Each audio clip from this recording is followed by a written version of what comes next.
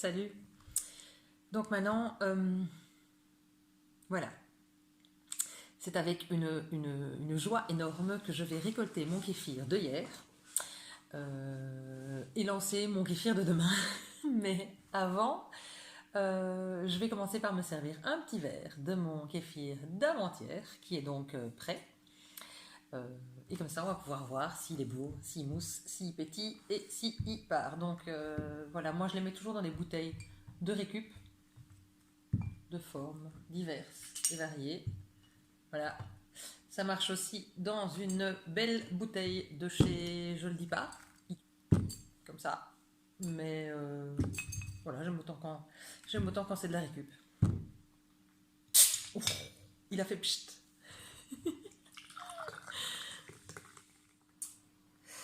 Ne jamais le retourner parce que ça risque d'exploser. Enfin, je veux dire d'envoyer.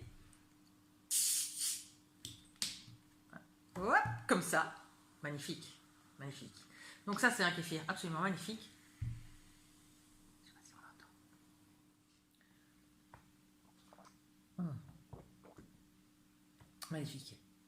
Magnifique. Et petite bulle, toute fine sur la langue, comme ça, on dirait...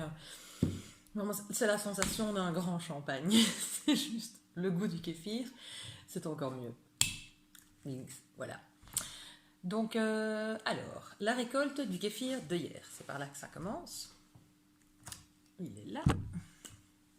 Viens ici, mon gars. Donc, il est sous sa petite... sous son voile ou son étamine, enfin, pour empêcher les poussières et les mouchettes.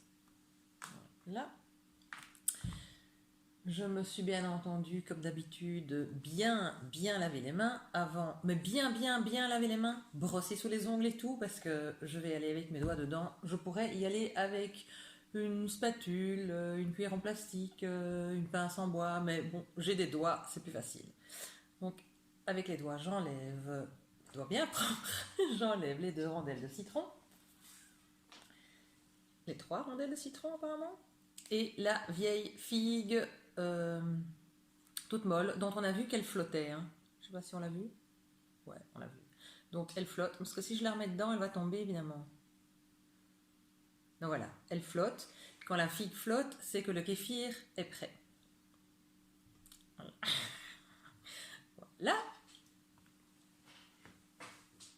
Alors, j'ai un tablier, ça sert à ça. Et maintenant, je choisis une de mes jolies petites bouteilles de récup. Un entonnoir. Une passoire en plastique, très important, parce que le kéfir n'aime pas le métal. Alors ça, c'est une grande question. Pourquoi? Est-ce qu'on en est sûr? D'où ça vient? En fait, on ne sait pas. Parce qu'il n'y a aucune étude sur le kéfir. Et c'est très peu de travaux, très peu de sources écrites. Et donc, en fait, le kéfir est d'origine très lointaine. Son origine n'est d'ailleurs pas connue avec certitude. Et c'est une transmission orale. Et donc... depuis une époque très ancienne, généralement, quand on reçoit des grains de kéfir, la personne qui vous explique comment ça marche vous dit et surtout pas de métal. Alors, il est possible que cette instruction date d'avant l'inox et qu'avec de l'inox, il n'y a pas de problème. Mais dans le doute, faisons comme la tradition le veut, et donc une passoire en plastique, c'est plus sûr. Et hop, voilà, c'est tout simple. J'essaye de ne pas en mettre partout. Je verse doucement.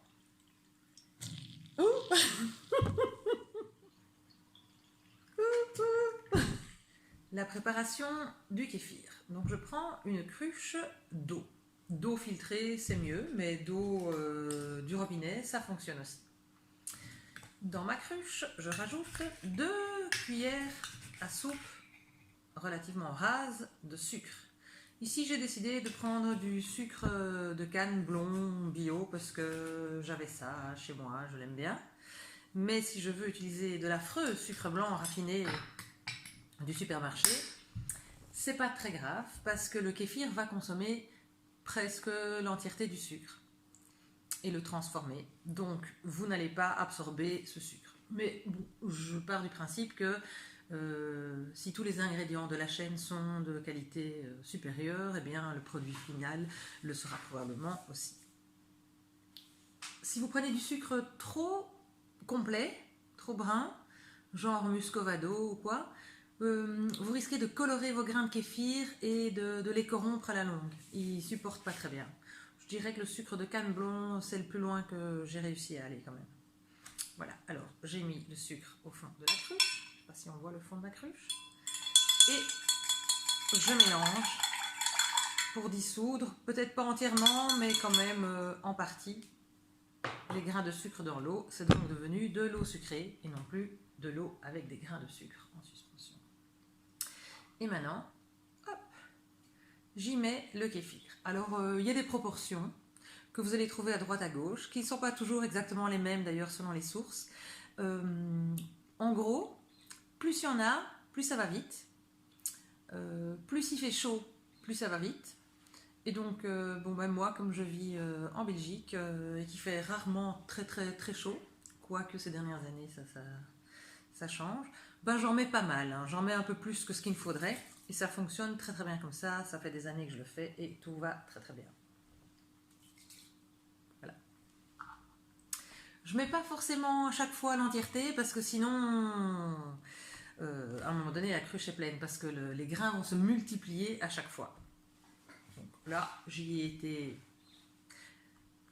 bien largement. J'en ai jusque là. Je pense que je vais pouvoir rajouter un peu d'eau. Voilà. C'est plus ou moins 1 litre d'eau pour 2 cuillères à café, 2 cuillères à soupe de sucre, une figue sèche, plouf, et 2 rondelles ou 3 rondelles de citron.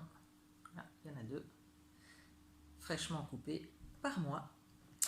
Voilà, et une dose de grains qui est, je vous dis, un peu variable au feeling. Voilà. Là, j'en ai mis beaucoup trop par rapport aux recommandations classiques, mais moi, je le fais toujours comme ça et ça se passe très très bien. J'ai des kéfirs d'ailleurs très pétillants et j'adore quand c'est pétillant. Voilà. Donc, hop, je le recouvre avec sa voilette ou son étamine ou son petit tissu ou n'importe quoi pour le protéger des mouchettes. Les drosophiles adorent le kéfir, donc ils vont essayer de se jeter dedans. Donc si vous ne le protégez pas, vous allez retrouver un petit cimetière de drosophiles à la surface. C'est pas très grave, vous pouvez les enlever et ça n'a rien de toxique. C'est juste pas forcément ragoûtant pour ceux qui n'aiment pas les insectes. Voilà. Et lui, je lui dis à demain. Et selon la température extérieure, selon, à mon avis, d'autres critères météorologiques, dans plus ou moins demain, parfois ça met 2 jours, parfois ça met une demi-journée. Quand je verrai que la figue, qui pour le moment a coulé au fond, flotte en surface, et qu'elle a l'air un peu bizarre, ramolo-molo comme ça, c'est qu'il est prêt à être mis en bouteille. Je reviens au kéfir que j'ai mis en bouteille il y a 1 minute et demie.